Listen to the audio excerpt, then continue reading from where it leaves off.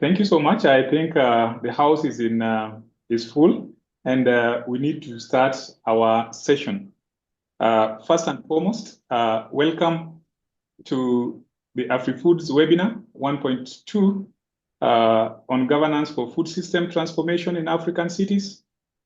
My name is Michael Oloko, a professor at Jaramogi Oginga Odinga University of Science and Technology.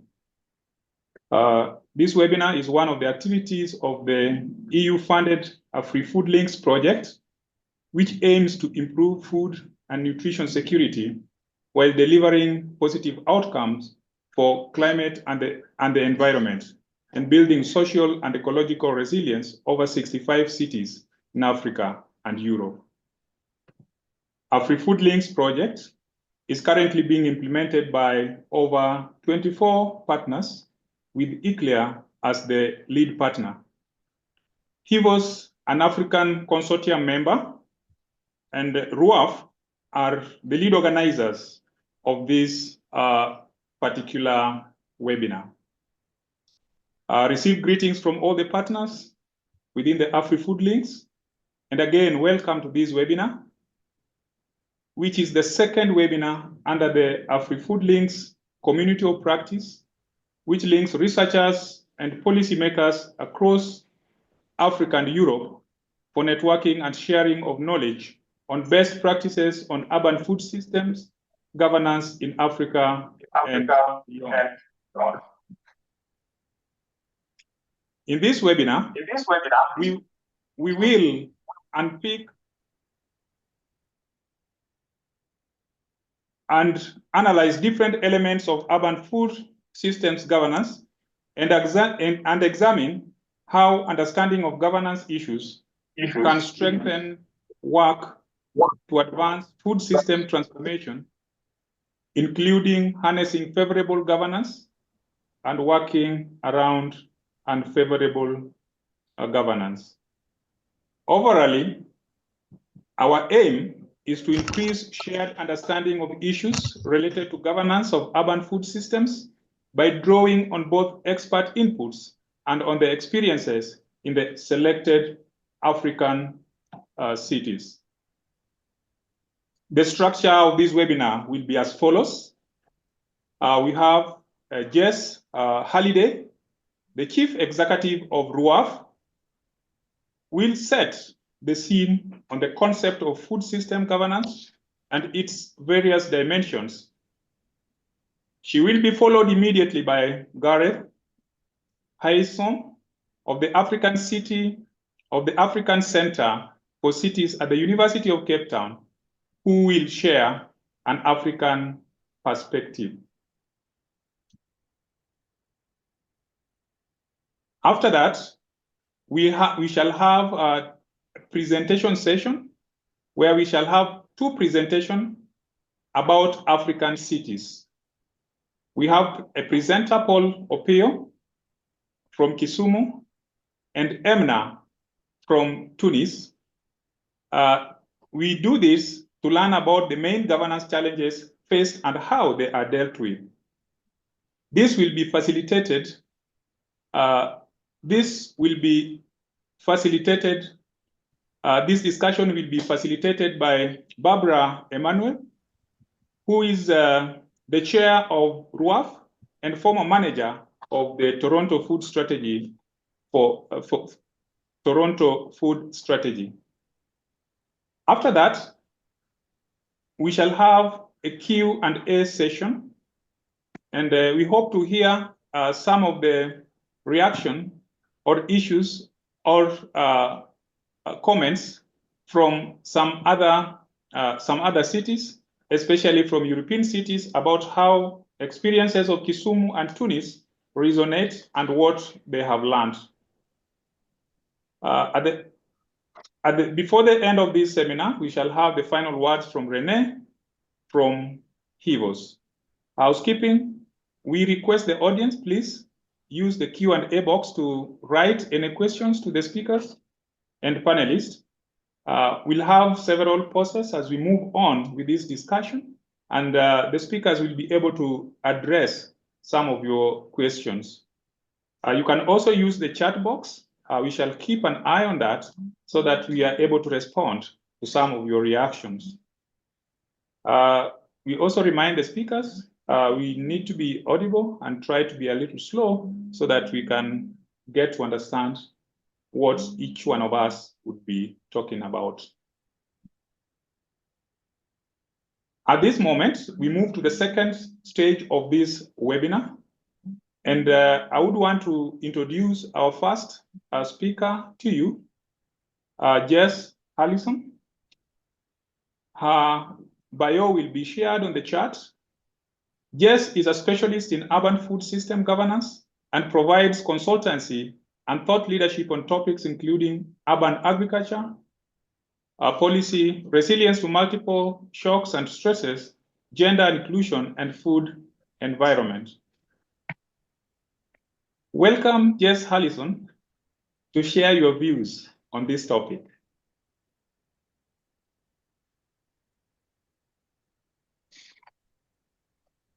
Thank you so much. I'm just going to share my screen. Great. Do you see my screen okay? Yes. Great. Not yet. Not yet.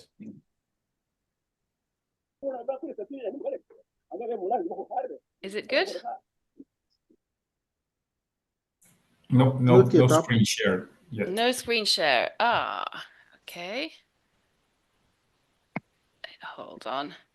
That was my bad. I forgot to press the all-important share button. Is that better? Yep. Great. Sorry for that. Okay, so thank you very much. I'm going to give an introduction to the concepts surrounding urban food systems governance. So first of all, what exactly do we mean by governance? We mean the process of making decisions about what the food system should be like, and the process of implementing these decisions, which are often articulated in policies and strategies, action plans and programs, and also the process of monitoring their performance. So very importantly, governance is not top-down decision-making being made and dictated by government alone. Rather, governance involves non-state actors and organizations like farmers, food businesses, civil society, academics, unions, and so on, working with local government. And they all have, to some extent, a say in decision-making about the food system, and they may also play a role in implementation. They may bring to the table knowledge, experience, perspectives that inform the vision and the priorities. They can bring energy and innovation, complementary skills, increased capacity, and sometimes financial resources as well. So I'm going to talk about several dimensions of urban food governance that frame these processes of making and implementing decisions. Integrated horizontal governance, vertical multi-level governance, territorial governance, and community governance. So these organizational structures and ways of working in these dimensions have the potential to create an enabling environment for food systems transformation, or conversely to constrain interventions that can be applied at the city level. So first of all, horizontal. We talked earlier about non-state actors working with local government, but we do still need local governments to be able to actually make policy happen. Which local governments departments should be involved? Well, ideally, all of those with a role relating to food. So it may be public health, working on food safety, nutrition, education, working on school canteens, food skills, etc. If you ask one of these departments what food policy is, they'll answer in terms of what they do. It's like the metaphor of the blindfolded man and the elephant. Each one describes a part of the elephant they know best, and they imagine that's all there is to it. So with an integrated approach, each department can learn what each other does. They can see the full picture, the full elephant, and they can learn to work together to be complementary to each other's objectives. It's easier said than done. Often departments work in silos, they have very entrenched ways of working, and they don't understand either how they can contribute to food work or how food can contribute to meeting their own objectives. Moving on to the vertical dimension, So local urban governments are closest to the needs of their citizens, and each city or urban area faces a particular food-related scenarios or issues depending on local context and demographics. But the powers and responsibilities are distributed between the governance levels, from the supranational level in some contexts to national, various subnational levels. And transforming the urban food system can actually require changes that lie outside of the city's responsibility. This may be, for example, if there are public health regulations at the national level that make it difficult for cities to do certain things, maybe urban agriculture or relating to street food vending. Higher levels can also frame what policies are possible at the local level or give them sets of options to choose from. And there can be different discourses around food between the levels. So, for example, if there's a very export-driven industrialization discourse at the national level, this can make it very hard to have more of a sustainable, resilient local food system at the local level that protects farming and livelihoods and the environment. So we really want a multi-level vertical governance that creates an enabling environment for urban food actions that meet the local needs. The next dimension is territorial. So we see cities as being situated in city regions, a larger urban centre or a conglomeration of smaller urban centres, and the surrounding and interspersed peri-urban or rural hinterland. But these city regions can include several local government areas or parts of different administrative regions. So you may see what we call polycentric governance, where there are several towns or cities that have their own food governance arrangements, but also relate to each other over issues that affect them all. It may be quite tricky to have them working together if, for example, there are different political parties or discourses between local governments, or if they fall on different regional governments. It can be a little tricky to have everybody working together in a seamless way. Moving on to community governance, it's important to remember that even though the previous processes seem very formal, actually governance still happens even when there aren't these formal processes in place. Community governance exists in networks, organizations that are active around food, that advocate a particular approach or deal with food-related issues on the ground. The example I have here is actually from the UK, where I live. It's the Bristol Food Network, where this community governance, a handful of committed individuals have been the driving force for keeping food on the agenda for almost 2 decades through multiple administrations and differing levels of political will. So with all of these, the people involved in food systems governance, where does it happen? Well, increasingly in cities, it happens within a multi-stakeholder platform. These platforms can have various names like Food Policy Council, Food Partnership, Food Board. The important thing is they bring stakeholders together. Some are convened for a set period of time to work on a project. Others are longer-term bodies that are set up to be active over many years. And that is the ideal, but it can be quite difficult to transform a project multi-stakeholder platform into a long-lasting platform. There are a lot of different variables when it comes to multi-stakeholder platforms. The precise membership composition can vary. Their precise role can vary between advisory, making recommendations, providing information, lobbying, also whether they exist within local government department or outside of the state, maybe run by an NGO, whether they're formal or informal gatherings, and also how decisions are made, whether all members discuss and then vote, or if there's a leader who makes an informed decision. Just to share, if you'd like to read more about food policy councils, RUAF in 2019 published a magazine with many case studies. So I'd encourage people to explore the case studies in that issue. Right, let's talk a bit about inclusiveness. So some multi-stakeholder platforms and food policy councils are more inclusive than others. The people who are most affected by an issue to be addressed, or who will be most impacted by a policy or a programme, are often the most marginalised, the least empowered citizens, maybe low-income families, young people, the very old, unmarried women, female heads of households, disabled, illiterate migrants, people from different religious or ethnic groups, sexual orientation, gender identity can also be a factor, and so on. All of these different factors and many more combine to make up a person's identity. So we take an intersectional approach to understand that not all women, not all disabled people, etc., have exactly the same experiences. So this means that actions or policies or programs can have a greater or lesser impact on different people depending on their identity. What we mean by inclusiveness is that everyone who has a stake or an interest in the issues being discussed is able to participate, and participate in a meaningful way in all discussions. It means not just consulting them and then going away and using their inputs, but people being involved directly in every step, from discussion, assessment of a problem, to visioning of what changes they'd like to see, drawing up solutions, having ownership, serving as advocates for take-up or for changing practice. If the people who'll be affected are not included, there'll be assumptions made, inappropriate actions drawn up.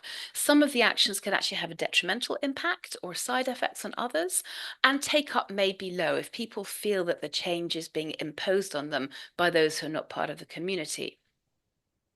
So how do you make this inclusivity happen? This can be really tricky. There are lots of practical considerations. Where are you holding meetings? Can people get there? What time are you holding meetings? Can people take time away from other responsibilities like work or family? You may need to provide childcare. What language is the meeting in? For everyone to be able to understand and contribute, it's a good idea to talk in the local language and to avoid technical language and jargon. Other issues around empowerment. If everyone's going to feel comfortable and confident speaking in a workshop setting, are there implicit or explicit power issues? Maybe if you have politicians and business leaders side by side with school students, will the students feel like they are able to speak out? If you want informal food workers alongside city officials, the informal workers may be worried about being censored for activities that go against local regulations. In some places, women may not feel like they can speak freely in a workshop with men present. So sometimes the more powerful participants may need to be accommodating, make space, or even agree that the meeting is a safe space with no repercussions for expressing views.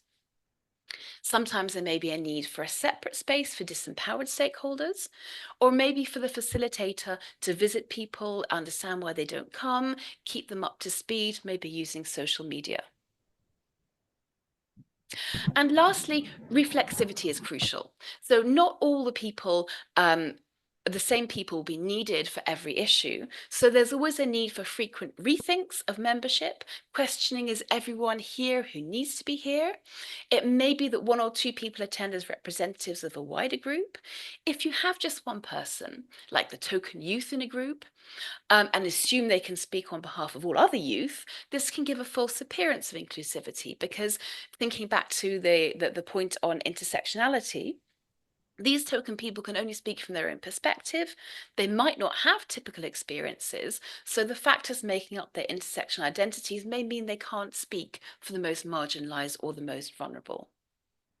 And leaders and all participants need to constantly check their own unconscious bias. We all have unconscious bias. So can we presume that we can understand everyone's experiences? If the people who will be affected and who are not leading decision-making, decisions will be affected by our own assumptions and unconscious bias. So I will leave it there. Thank you very much. Yeah, thank you so much, Jess. You are just on time. You just taken 1 minute extra. And thank you for your overview on the food systems governance and the different forms, and how this relates to the different kinds of multi-stakeholders platforms that we may have in our various cities. Thank you for that overview. We are not going to react or to the presentation, but we shall do that after Gareth Gyson, after he has given us an overview of different forms of food system governance in various African cities. So welcome, Gareth Gyson. Gareth Gyson is an urban food system researcher at the African Center for Cities at the University of Cape Town. He's an experienced researcher and has engaged with quite a number of projects relating to urban food systems within Africa, Europe, and other parts of the world. So thank you so much and welcome, Gareth. Thank you so much, Michael, and thank you, Jess, for that wonderful introduction. I will now, can you all hear me? So I'm going to, I didn't have to leave out a whole lot of slides. Thank you, Jess, because you've said what I wanted to say, but I'm going to speak to my conscious bias, is the relationship between these multi-stakeholder groups and specifically looking at the roles that local government play and can't play in governance. So I just really, for me to understand governance, and through the time that I've worked in these spaces, I'm particularly interested in, and I would ask this question to all in the room, when we speak about trying to understand food systems governance, what is the first thing that you think is most important? Is it the informal economy? Is it about growing enough food? Is it, where does our bias sit in this space? From a policy perspective, I would argue that we face quite an interesting challenge in that the way in which the food system and earlier food security have been framed results in a production bias, a dominance of thinking that if we are going to engage in food security and managing food systems at a territorial, at a city scale, we lock into this idea that we need to grow more food. And the way in which I like to build this, kind of defend my position on this, is that we had a number of events at which our understanding of ensuring a more just food system was attained, and those events defined how certain aspects were framed and how we approach certain things. So the World Food Conference, after a number of famines, focused on production. Amartya Sen kind of proposed this idea of entitlements, and that removed it from a sort of national balance sheet to the household and the individual level. Building on that, the UNFAO then framed food security with the 4 dimensions, which most of you would know. I won't go into that. But what this production and accessibility bias has created is this hierarchy of needs. So we think that the most important part of this work is availability. And if we increase availability, we'll increase access. And if we increase access, we'll have better utilization and stability. And what this has resulted in is a sort of pyramid effect of how food security and food system issues are governed. And this gives most of the power to national government. Some county and regional governments have slightly similar powers, but just become the implementers of national government. But often we find that cities have very little mandate, and they have very little power with which to act.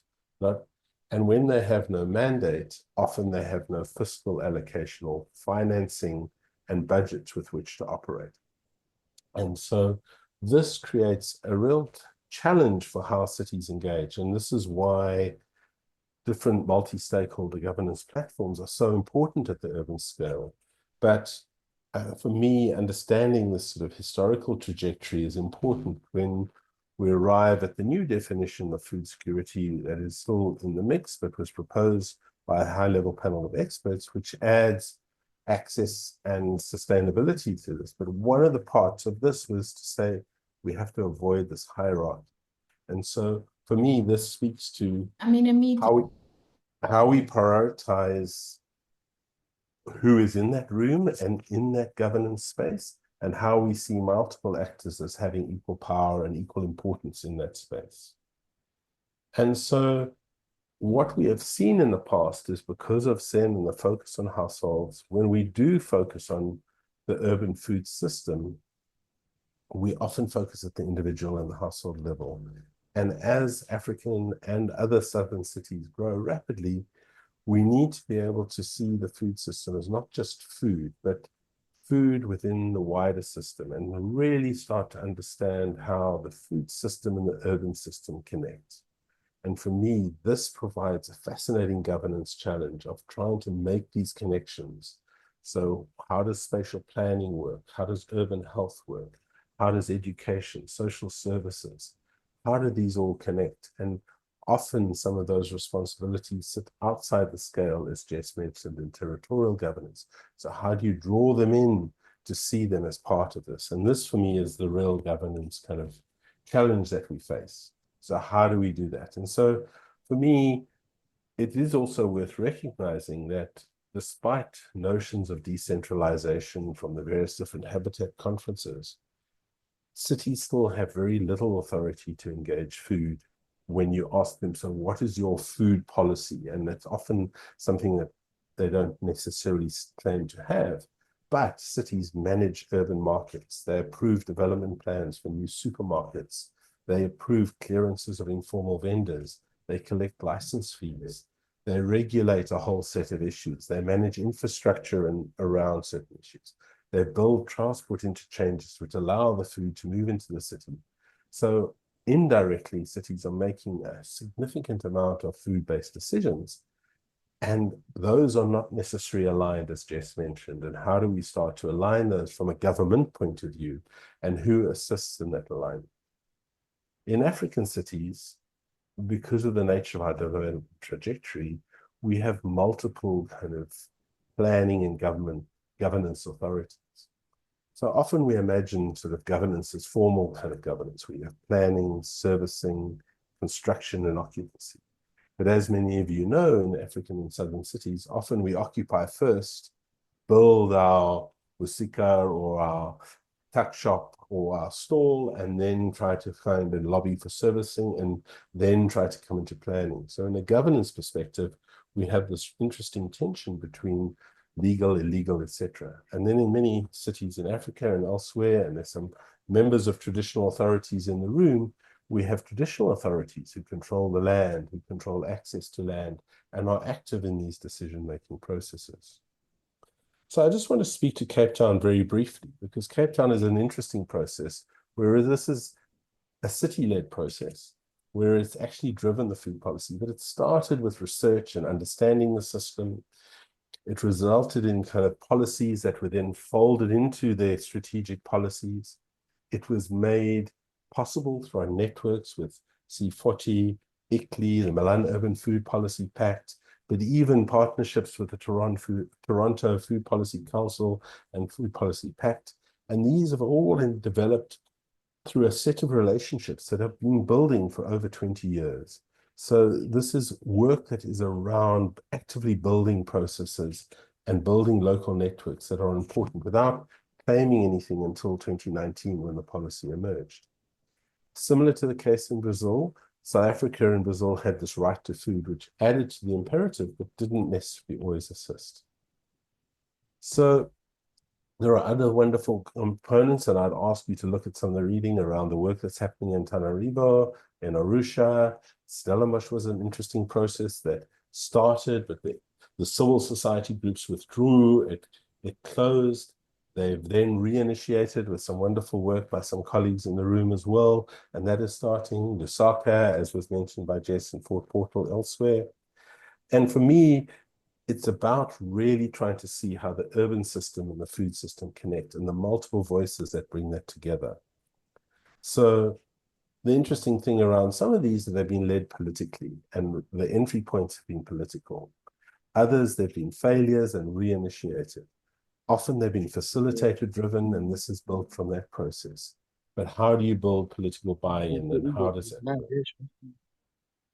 So I like to frame these processes in this way of trying to understand the authorizing environment, which is effectively the state or government, and seeing society as the activating environment, the environment that pushes the state to act, to encourages them to act in interesting ways.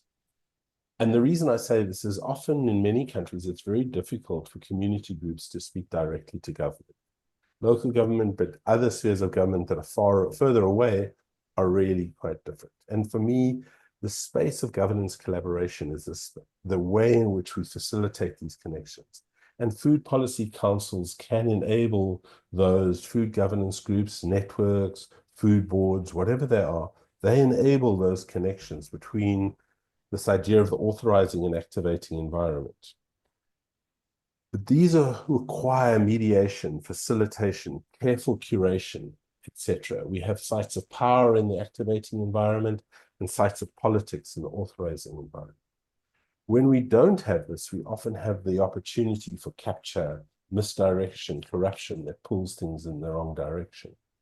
But for me, a critical part of this is that for a process of governance to be truly kind of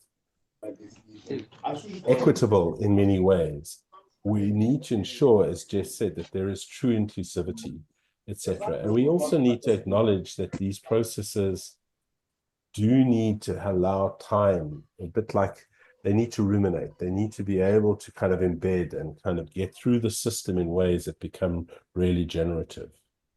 And so just as one of my last few slides, I think there is some criticism of some of the African urban food governance processes, because I do think we do still need as society to hold government account in all spheres, city, regional, national, to ensure that we have equitable access to food. So we need to be careful that when we create these structures, we're not letting government off the hook, that we are encouraging them to actively try and pursue issues of food justice and the right to food.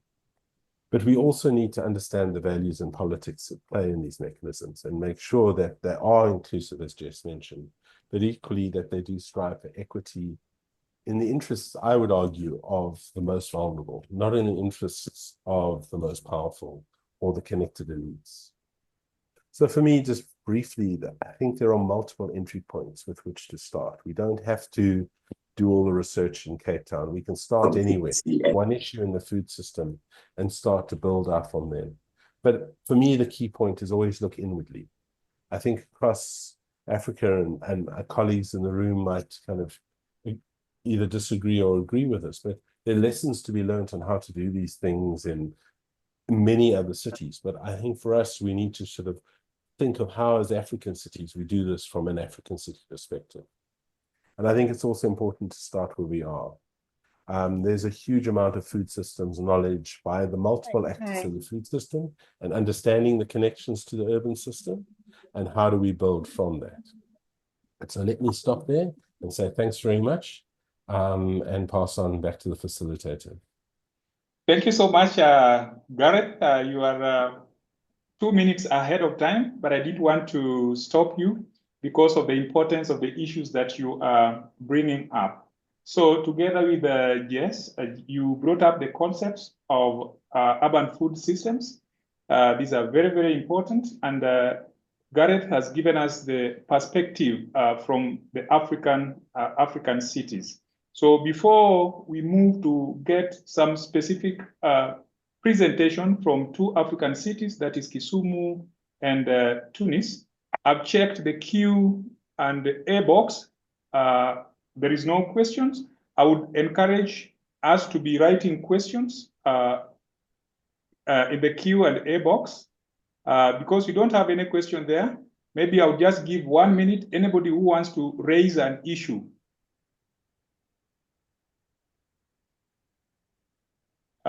For Jess and Gareth. I can raise one. Gilbert here. Gilbert, yes. Yes, from Zambia. Thank you very much for the 2 wonderful presentations. Deeply appreciate all the ideas. I just pasted the question in the chat, but I think I can ask. Both presentations make wonderful comments. I want to ask on both on ways of and functioning. Gilbert, you're not clear. I'm Can here. you come again? Everybody get me? Yes. Come again. Get you now. Hello.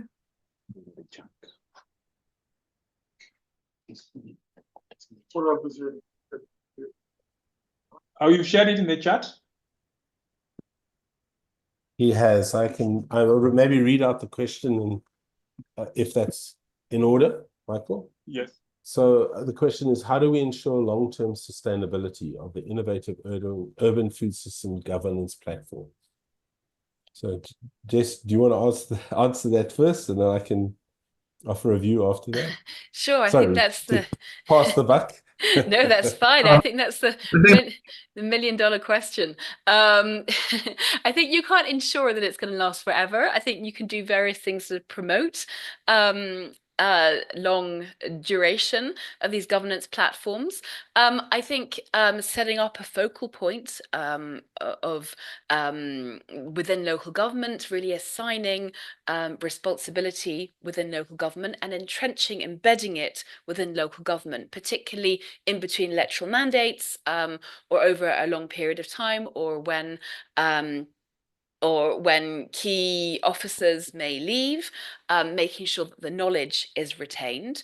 I think also institutionalizing through policy or embedding within planning processes can also be very helpful. It doesn't always work. In some cases, there can be very, very long experiences that can be uprooted maybe by a changing government or something else that happens. But there are various ways of promoting this long-term governance. Thank you so much, Jess. There is also another question in the Q&A box. Gareth, you'd want to respond. What are the main governance challenges African cities face in advancing food system transformation, especially in terms of multi-level coordination and the integration of food policies across different actors? Thanks. I'll maybe jump into that one first, and I'll also answer a little bit. Jess has answered most of the question to Gilbert, and I have a slightly different. Well, I have a perspective that I think is a lesson learned from a couple of these processes. I think one of the main challenges facing is kind of what I laid out was this question that cities believe they don't have a food mandate, and so I often hear it's not our mandate, it's not our job. Talk to national or regional government for that, and I think for us as African cities that are transforming rapidly, the challenge is to make it abundantly clear that the key sites of struggle is that we need to ensure that African cities are actively governing their food system and understanding that. And that's particularly important given that I would believe we only have 10 to 20 years before most African cities are built and the systems we have are cast in concrete.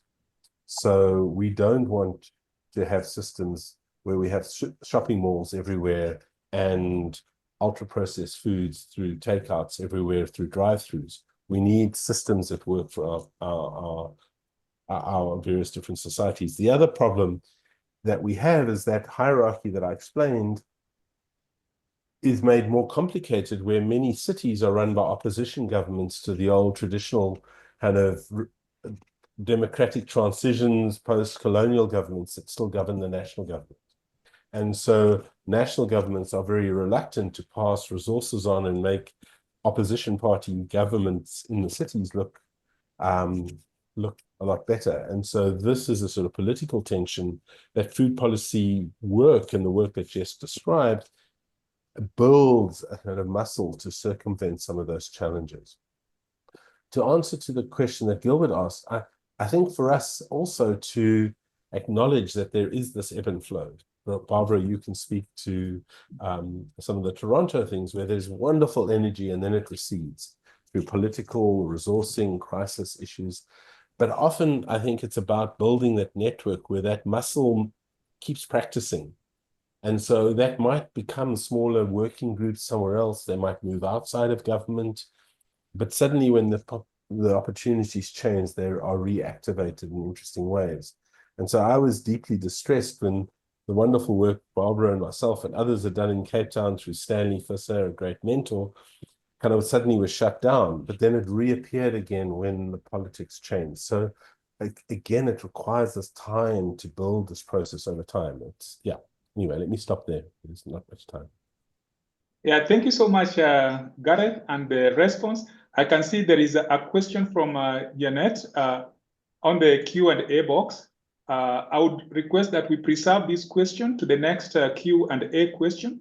There is also a question from Gilbert. Once again, how do we ensure long-term sustainability of innovative urban food systems governance platforms? So as we move on, we can keep this in mind. We know within the AfriFOODlinks projects, we are engaging with issues of multi-stakeholder platforms, especially issues relating to their sustainability, that long-term effective operations. So as we have this one in mind, let us welcome specific presentations from two African cities, Kisumu and Tunis. And allow me welcome Paul Opio from Kisumu. Paul Opio is an urban food systems and programs management specialist with interest in food security. Welcome, Paul Opio. You have 8 minutes, please.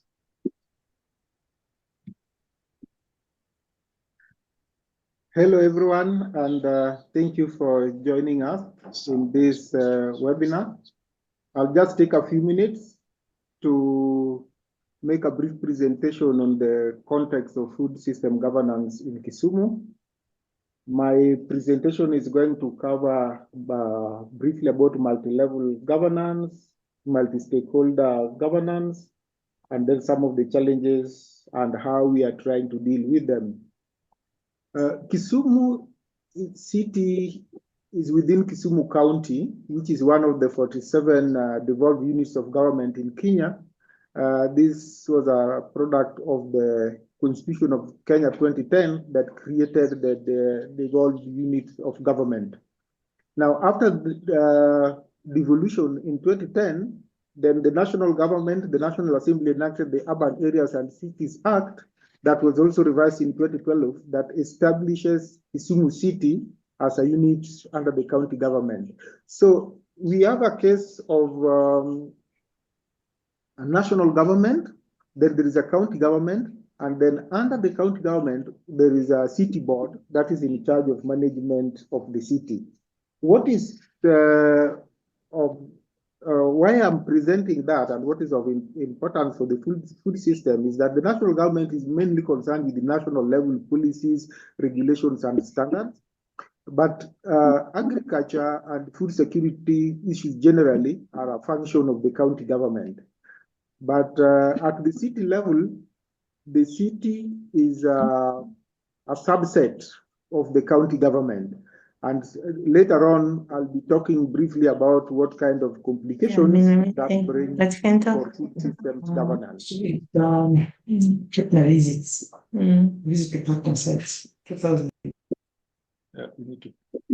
Now, okay, thank you.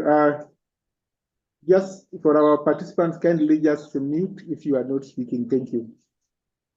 Yeah, so Kisumu is a signatory of the Milan Urban Food Policy Pact, and later on there was a program that was supported by FAO that supported Kisumu to establish a multi-stakeholder governance platform.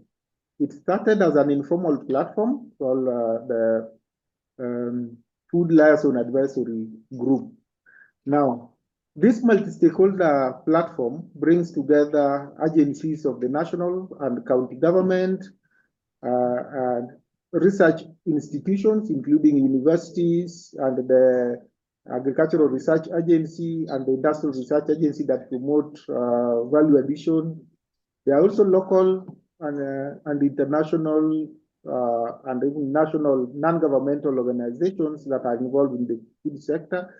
The private sector players, particularly those involved in the food system, from producers, traders, distributors, processors, and even waste handlers are in this platform. We also have development partners, both international development partners and some other local development partners. And also from the private sector, we have private businesses, particularly financial institutions and cooperative societies that have an interest in the food system. So this multi-stakeholder governance platform was established through that FAO program. And later on, I'm going to briefly talk about what challenges have been facing this platform and how we are trying to deal with them. One of the achievements of the multi-stakeholder platform, flag as it were, was to develop a food system strategy. So currently for Kisumu, we have a Kisumu Urban Food System Strategy 2023-2027. However, the implementation of this strategy has a little bit problematic, because making distinction between the county and the city is difficult. And so the strategy is for the whole county. Of course, that was agreed because of the understanding of the city region food system, as it were.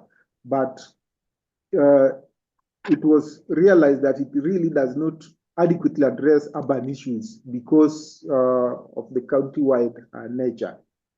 And then at the city level, there is no specific department that coordinates urban food system issues, as the city is considered a department within the larger department of physical planning and urban development that has no food mandate.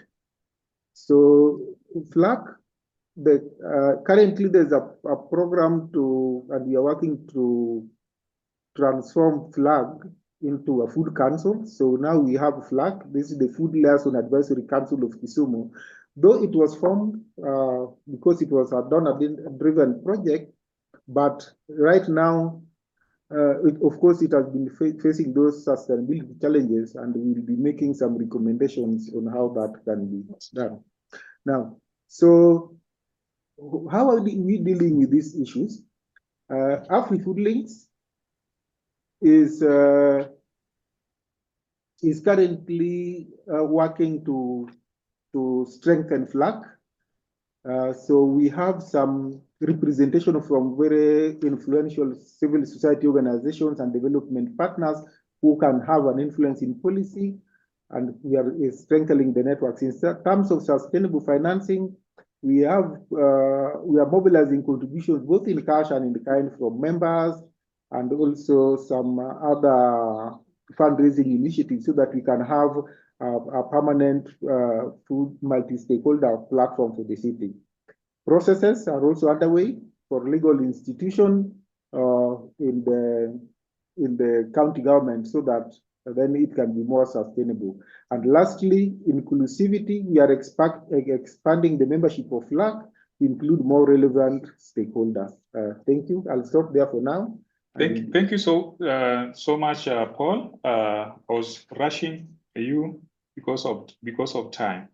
So thank you for giving us the highlights on food system governance in Kisumu and the possible ways of improving it, some of which are coming from the efforts of AfriFOODlinks project.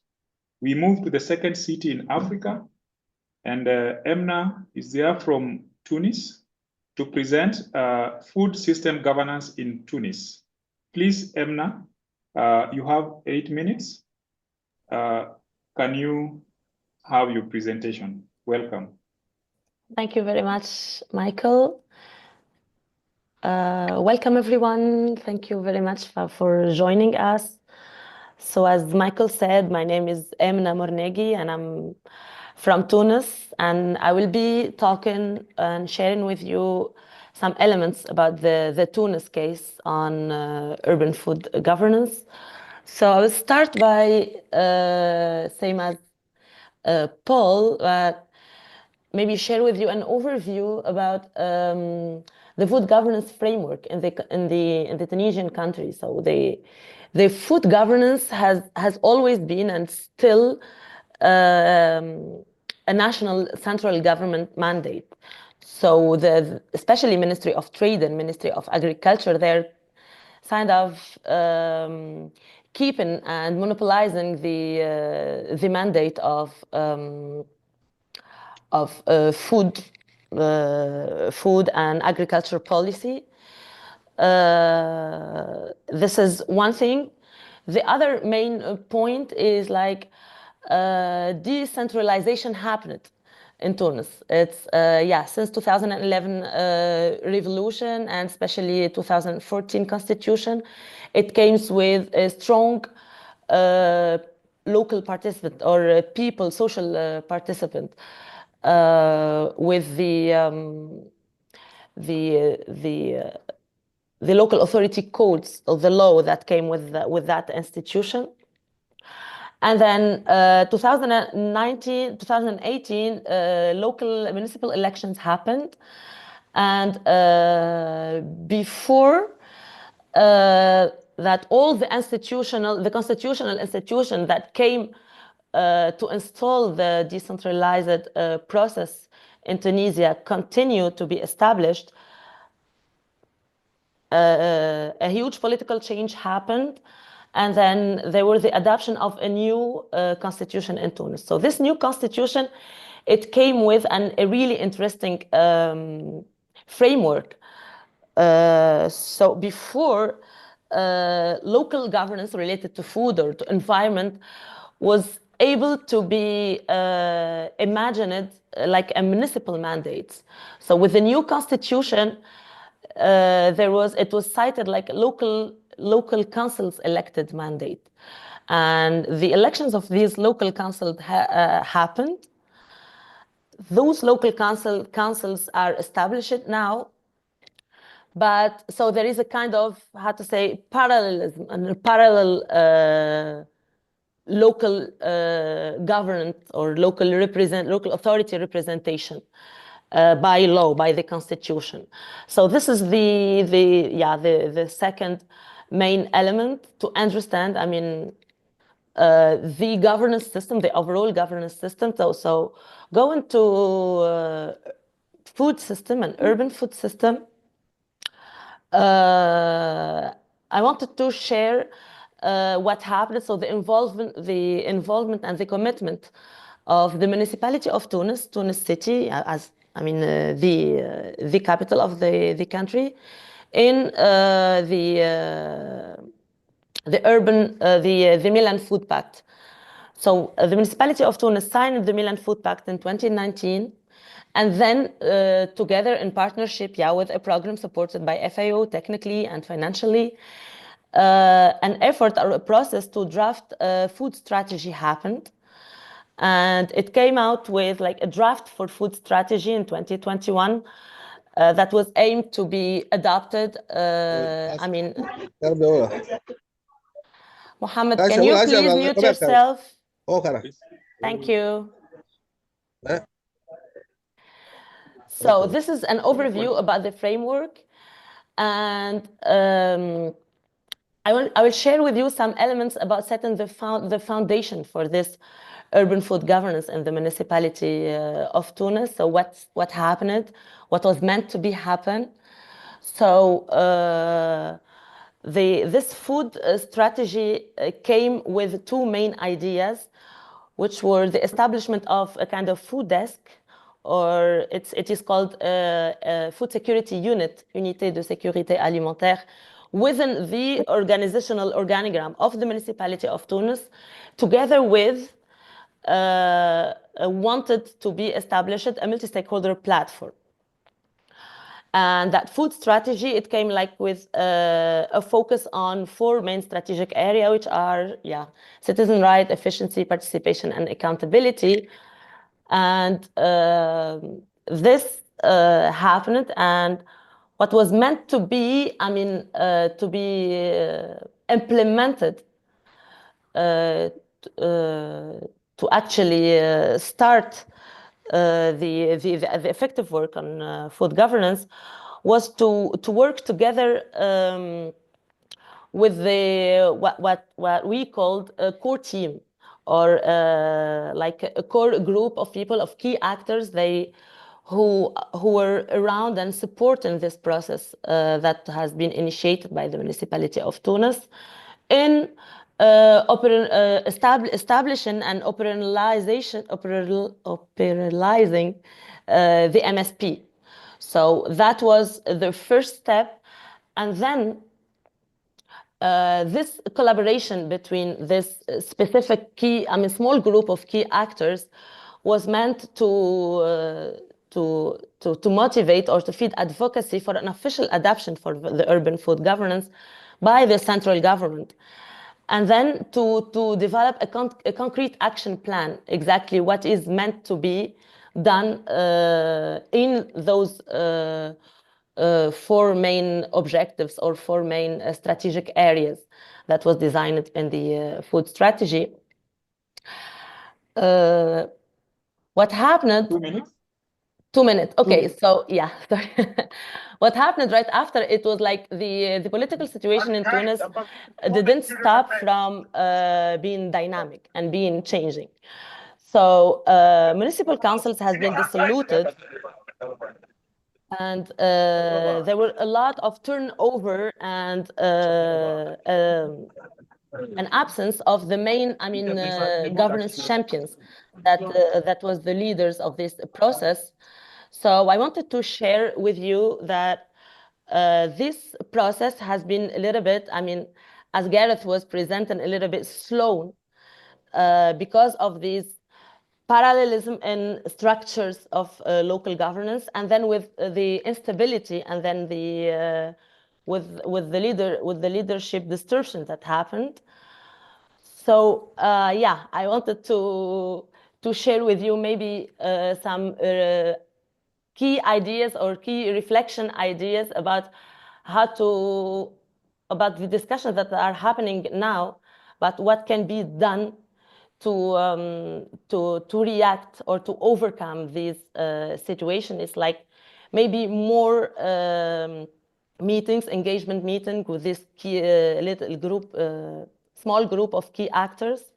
Also more capacity building, I would say more engaging municipal officials, technical department officials to have more ownership of the mandate of the municipality itself for action on food in the food system. And then one of the key idea is like to deep the knowledge, to deep the research, to share knowledge within this small group of key actors and different departments and the municipality, to be able to make evidence or to make to advocate for actions that are based on evidence. So maybe a few reflections also, but I don't know if I still have time, Michael. Your time is over. 10 minutes. Yeah. Okay. But you can just ask if it is just, you can just say if it's just some 30 seconds. Yeah. Okay. So what I wanted to say is, like, in political instability, a strong leadership is a key thing. So a strong leadership in local governance, but local governance that work together with, local actors who are directly touched by food insecurity, or local NGOs who are directly working with community on food system question. This is the first thing. And then the second thing is like maybe to move forward, under the storm, to wait for the storm to end. So the storm, which is the really change, the perpetuate change in the political situation, is to build more solid relationships with the key actors that are working on food system. And sorry, I have a lot to share, but maybe later in the Q&A question I can extend more. Yeah, thank you, Michael. You'll have some time in the Q&A session. Let us have the questions in the Q&A box. We shall have a session to respond to them. We are moving to the other session. This is a facilitated discussion. We'll be reflecting in the previous presentation from the two cities, that is Kisumu and Tunis. And this session is going to be facilitated by Barbara Emmanuel, who is the chair of RUAF board and the former manager of the Toronto food strategy. Barbara Emmanuel, welcome. And I would also welcome Paul and Emna to be alert. We also have Rose from Kisumu, who would also be introduced by Barbara. Thank you. Karibu, Barbara. Okay, thank you, Michael. I hope you can hear me. There's a very big storm here right now, so I'm hoping that the internet doesn't go out, but so far so good.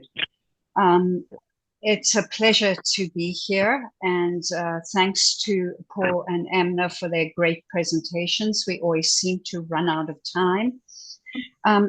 Just a quick personal reflection on the presentations to date is that I think it's a very common experience for cities across the world to be subjected to governance changes that are beyond their control. That was certainly the case for us in Toronto, which had a very long and strong Food Policy Council and food strategy and a very long history. And then all of a sudden there were political changes that resulted in fewer resources and less capacity. So if we've got time, we can talk more about that. But I'm going to move straight over to welcome Rose Achieng, who's the Nutrition Officer at Kisumu County, and also welcome back to Paul and Amna. Rose, I have a question for you as the Nutrition Officer. If resources can be secured to support the multi-stakeholder platform on a continuous and permanent basis, what would that enable the county government to do that it can't do currently? Thank you. Okay, we have 4 points that would be successful if we have more funds. One would be support running of day-to-day secretariat administrative activities. Then we also have coordination and collaboration, and this would be amongst the sister department ministries, maybe the civil societies and any other NGOs that would be having the same objectives and missions towards food security and the multi-sectorial platform success. That would mean dialogues among diverse stakeholders to align resources and interest. And then we also have support policy and advocacy. So under advocacy in the recent past, we saw during meetings other NGOs or collaborators that were able to help in achieving the writing of 2 strategies that the county got last year. And then on policies, how to come up with the best policies anchored on the national government. And lastly, under the same, it would also help engage in dialogue that support food-related policies. And then we also have the last point on the issues of M&E. It would also strengthen monitoring and evaluation of the success of the multi-sectoral platform, which we do not have currently. Thank you. Thank you, Rose. Something very desirable to get that kind of stability. There's so much that can happen. I'm now going to ask the same question to both Paul and Emna. Paul, if you can answer first, and then we'll go to Emna. You both indicated some dislocation or incoherence between different governance levels, whether it's between the county and the city, or through institutional or constitutional division of responsibilities. Can you give us an indication of how far your national government acknowledges the importance of food systems work and any supportive policy frameworks or funding mechanisms from the national level? Over to you, Paul. Thank you, Barbara. First, to put that my answer into context is that food systems and agriculture issues generally in Kenya are devolved functions exercised by the county governments.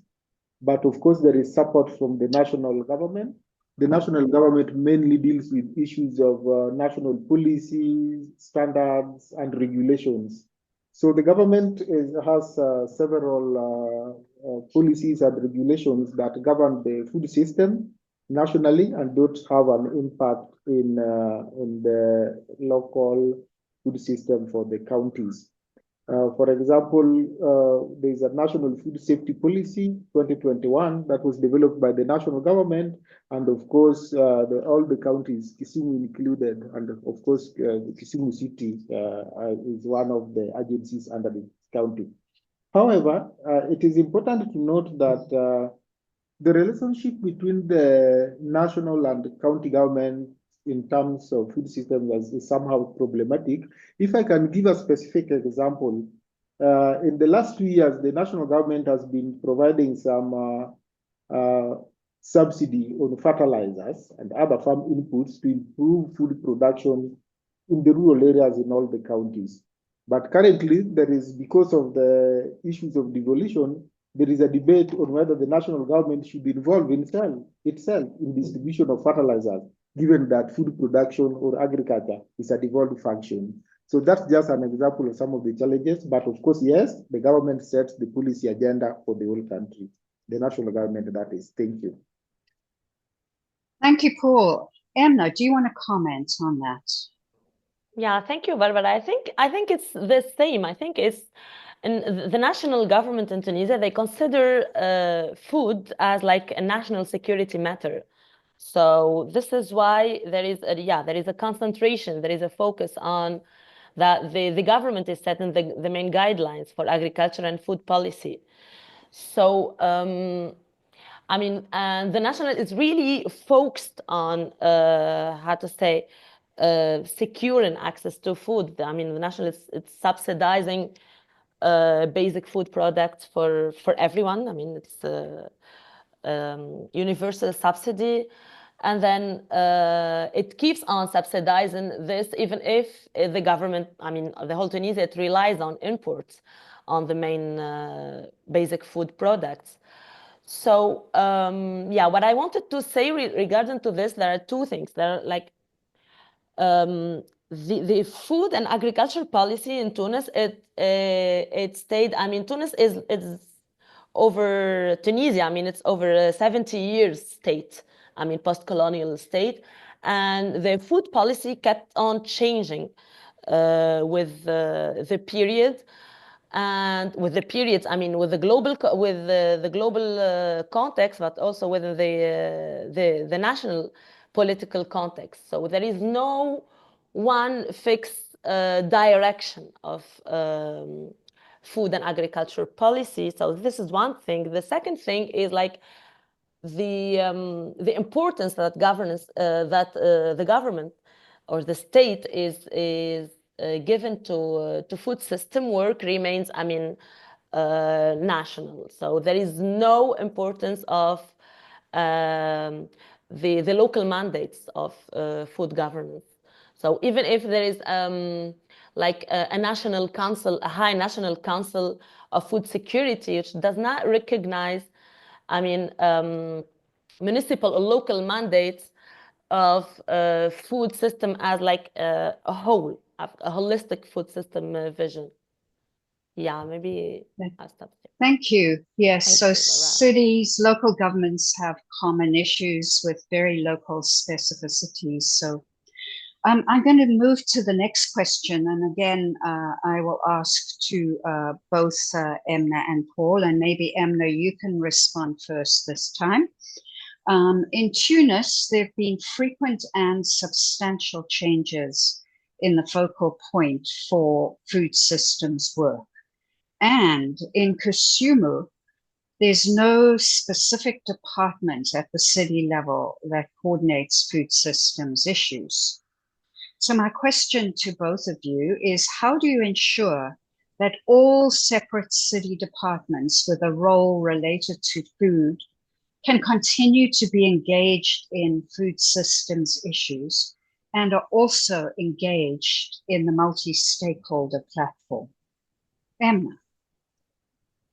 Yeah, that's the challenge. That is the challenge. So yeah, I think that a facilitation work is needed. I mean, it's an innovation and creativity in facilitation work is needed. I mean, one of the key elements that are discussed now, that are present in discussions in Tunis within the AfriFOODlinks project, but also with the core team or the key small group of actors, is like it's the capacity building and the empowerment of municipal officials. So the main departments or the relevant departments that are related to food in the municipality, the idea is to empower the maximum of officials or technical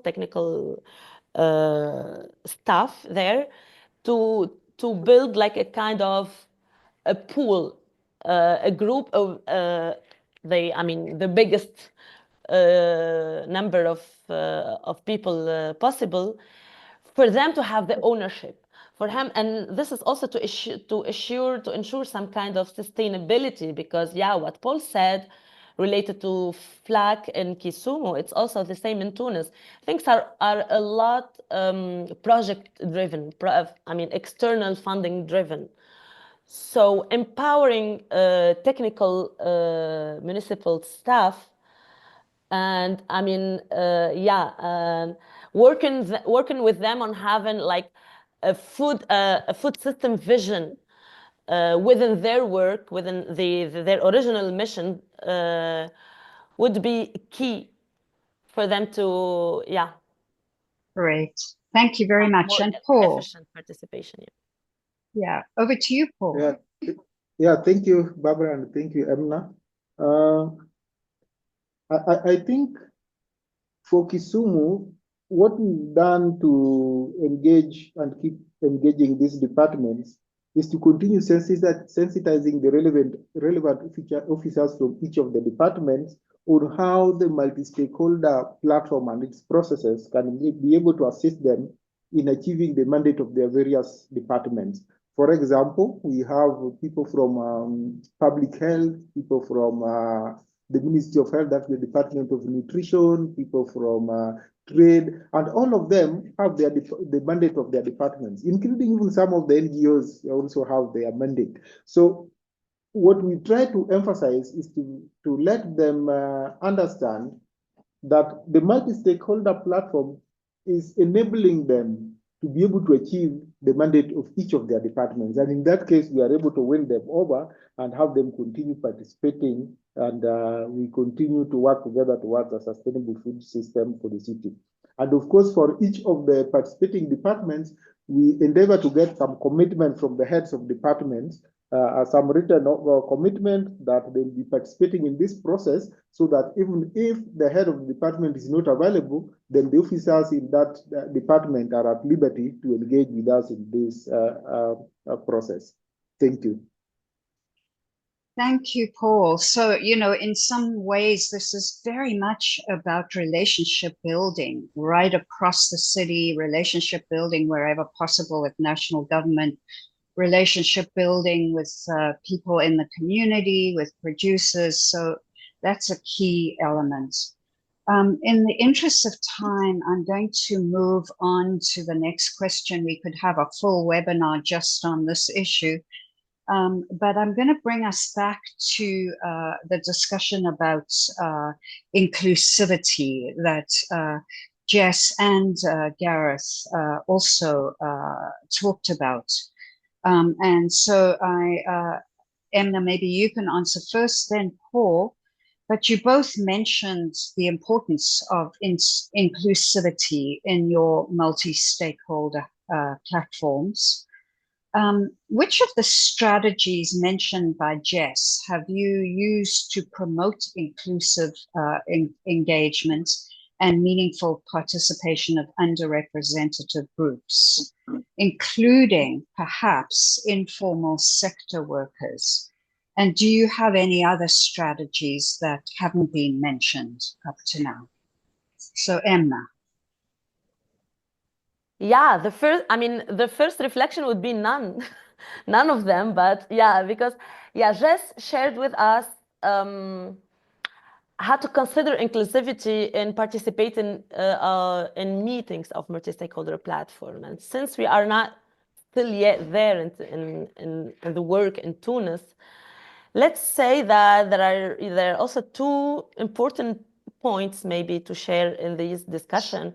The first one is what has been done lately is to ensure that the small group of key actors that are supporting the municipality work integrate local associations. I mean, associations that have like strong voices for food sovereignty, right to food, right to environment, right to a lot of so those associations has been integrated in this small group. Also integrating the consumer organizations, also the consumers organizations. So this is the key first step into inclusivity. I mean, to make sure that that small group is not formal, I mean, with FAO, municipality, and some technical governmental department. So this is the first thing. The second thing would be is there is a lot that idea of we don't know a lot about informal sector in the Tunis cities. So we don't have information. So our understanding of the food system is how to analyze policies that exist and how to analyze the relationship between formal actors that are legally registered somehow. So the idea is to extend the knowledge or to share more knowledge on the informal sector to be able to know, to adapt strategy, how to be inclusive with certain actors that are in the informal space that is still unknown. Yes. Yeah, thank you, Barbara. Thanks, Emna. And Paul, what do you think? Just briefly, one of the strategies, I think I can get two that were mentioned earlier that we are also practicing. For example, holding meetings in neutral spaces where we try to avoid holding the meeting, let's say, in the municipality boardroom, because some of the informal sector players may feel intimidated. So we go to a neutral space where they'll be able to participate freely, and also accessible places where they can easily access. Secondly, we encourage contribution in the meetings in any language, including the local dialect, and then someone translates if there are people who can't get what the others are saying. So those are things that I picked that we're already practicing. But also, again, we are sensitizing those stakeholders that the multi-stakeholder platform is here also to contribute to their welfare. So even if they are in informal sector workers, then they are motivated to speak and speak freely and let their ideas come through. Thank you. Thanks so much. Such an important issue to be inclusive in all the work that we do, all the policies we do. I now want to see if there are any questions from local government officials who are participating in this webinar. Is anyone interested in putting forward a question or a comment? We would love to hear if the experiences of Kisumu and Tunis and the other presentations resonate with your own experience, and have you learned anything from Emna or Paul that you can apply in your context? Is there any local official, local government rep?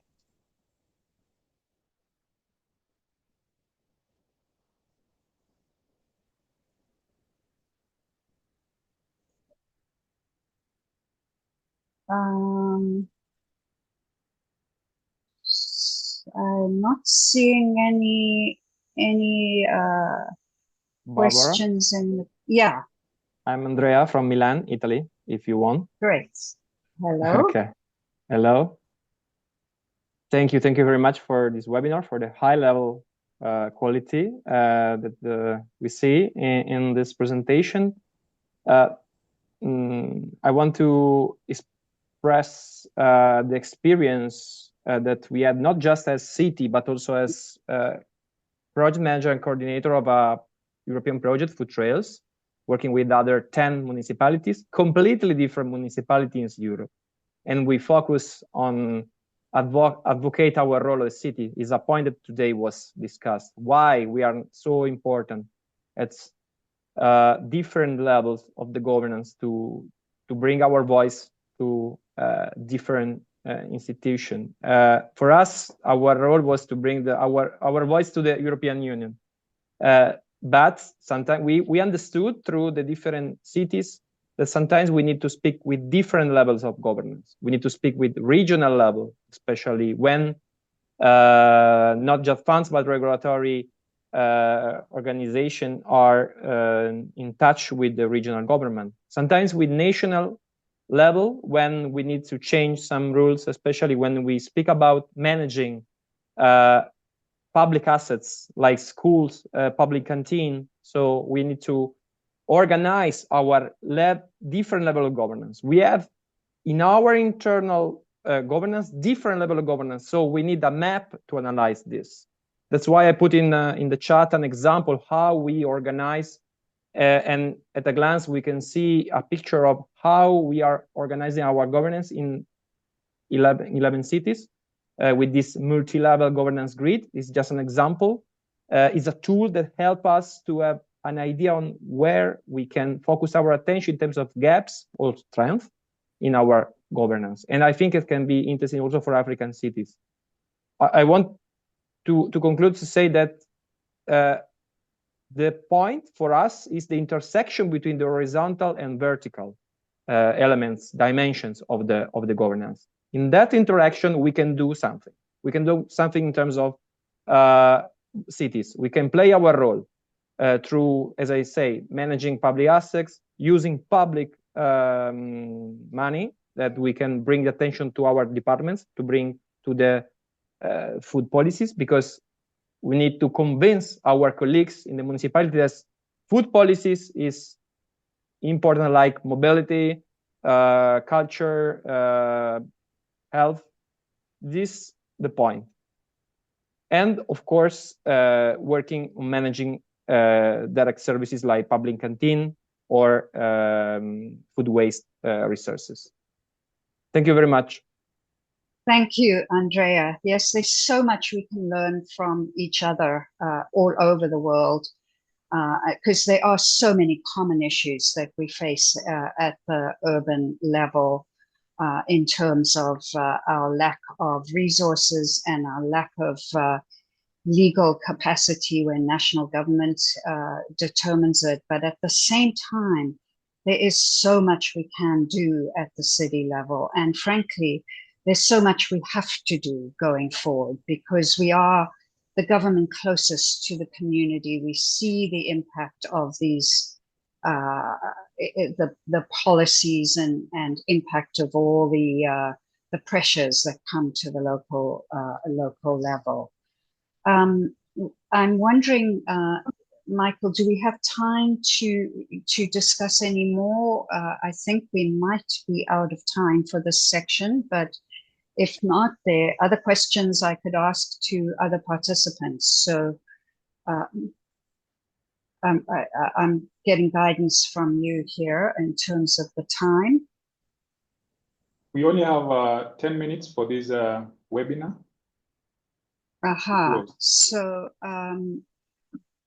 does anybody have anything really burning?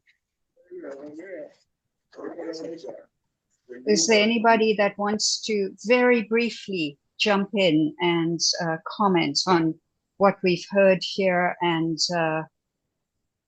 anybody? Or if not,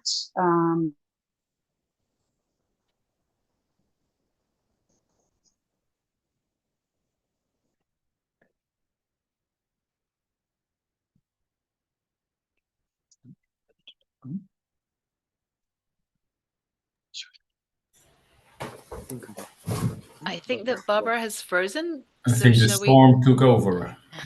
Thank you. Yeah, Barbara is not on, but I think she was just finishing that session of guided discussion, and she also gave an opportunity for any member, one of the participants, if there is an issue that they can raise. Probably we can just give one chance, after which then Renee, you can take over. Okay. Any?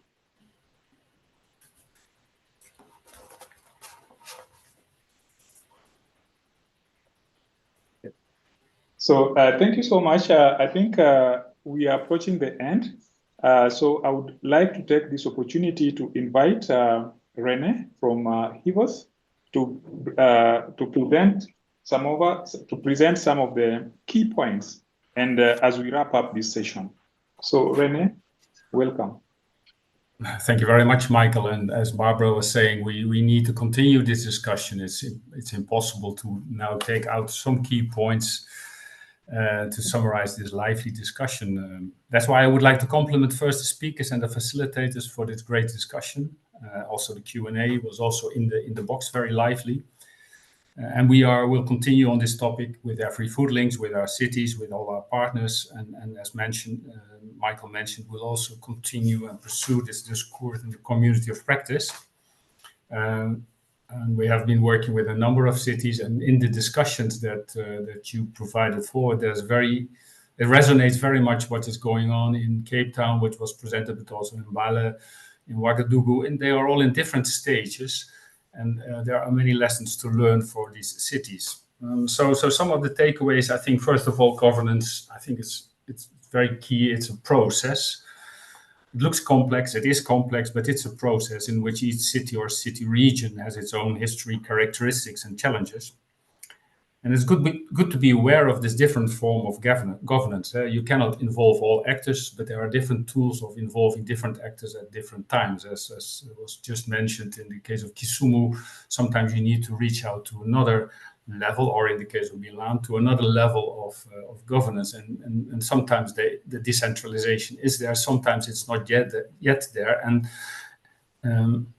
one key element there, I think, is to bring that information then again back to the platform that you are involved in, whether it's at the city level or whether there are multi-level elements of governance present.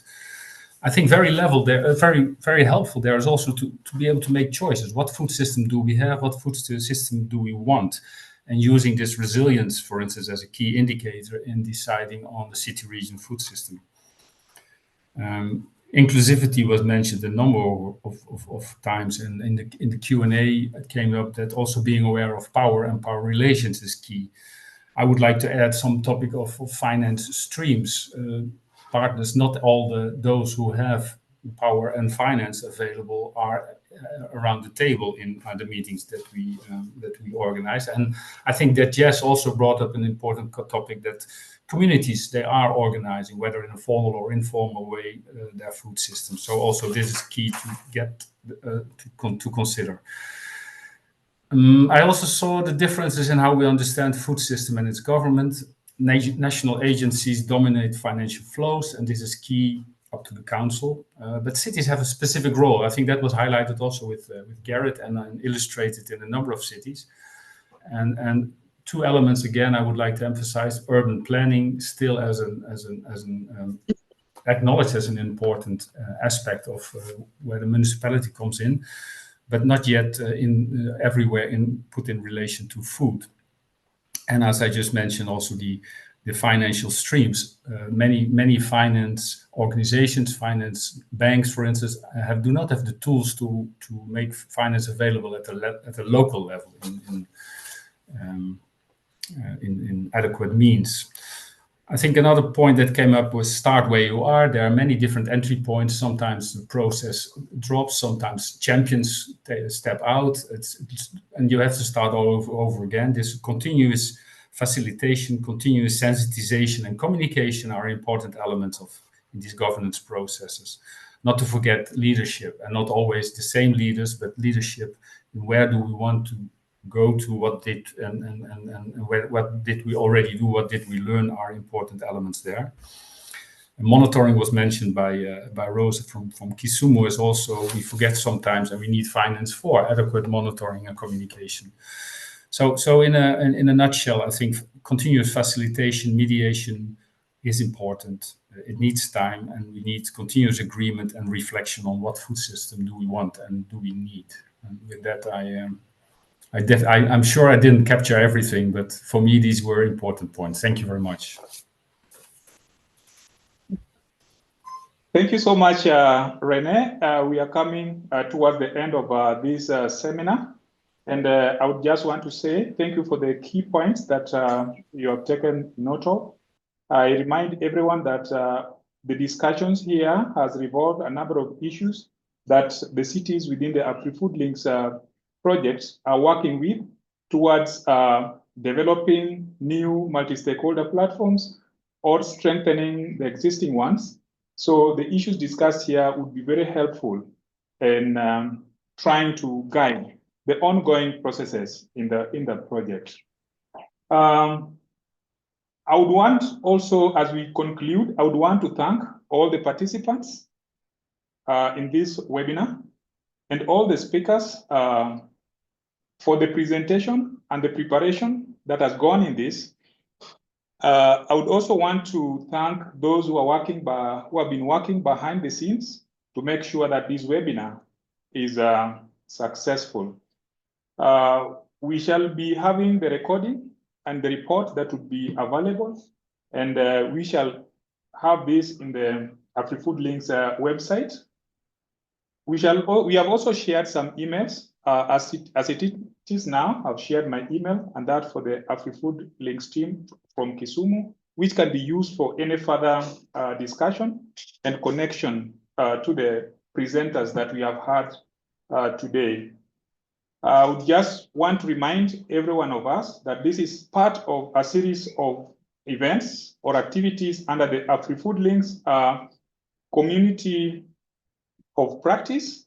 And we have planned a number of webinars this year. Series 1 is ongoing. This is the second one that has been led by Work Package 2, where Rene is the lead work package lead, and thank you and congratulations, Rene, for this good work.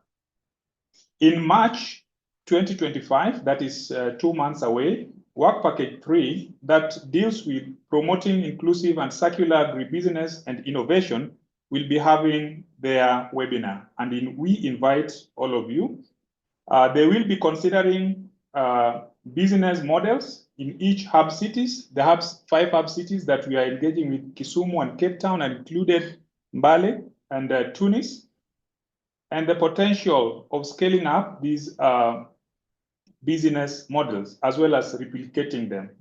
They'll also consider ways of strengthening the small-scale entrepreneurial ecosystem, and also considering issues enabling emergence of innovative and circular food businesses contributing to improved nutrition.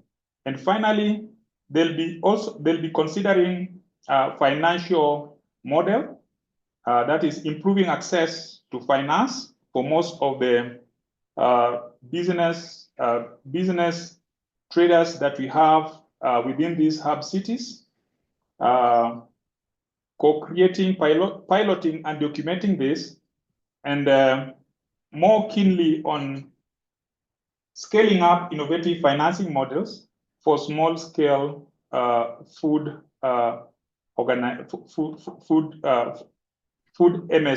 MSMEs. Otherwise, I welcome you to this one, this webinar. We shall be contacting you for any contributions towards this, and I hope we shall continue with the discussion and the participation in our webinars. Otherwise, we come to the close of this webinar as we wait for the next webinar that will be in March 2025.